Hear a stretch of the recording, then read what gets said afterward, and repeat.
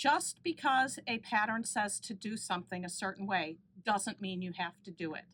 Take a critical view at your pattern instructions and decide if there's a better way to construct your unit, if there's a better way to make it to save fabric.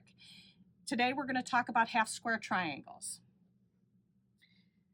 In many directions, it tells you to take the pattern instructions tell you to take a larger square and sew along a 1/4 inch away from the edge and then cut diagonally across. This will get you half square triangles, no doubt about it.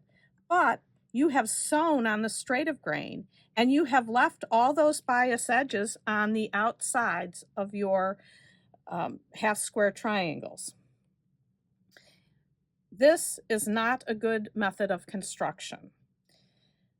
A better way to do it is to sew on the diagonal on the bias and leave the straight of grain on the outside. If you'd like to see more about this type of construction, and I will provide links to both of these videos, I would urge you to watch Rob Appel's Squaring a Pinwheel Block, dealing with bias, and also Deb Tucker's Deb and the Disappearing 9 Patch. Bias is your enemy. Bias is not your friend. If you're needing to use the bias to stretch your pieces to make them fit, there's something else that is wrong. Either your sewing is off or your cutting is off.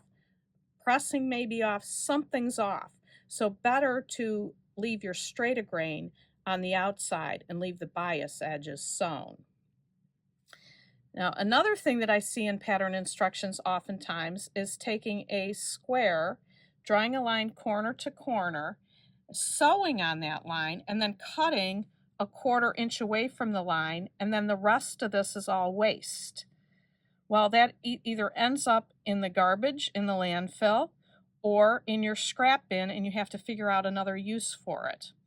When we all know that if you take a larger square and draw a line either down the center and sew a 1/4 inch away, or draw 2 lines on either side of the center.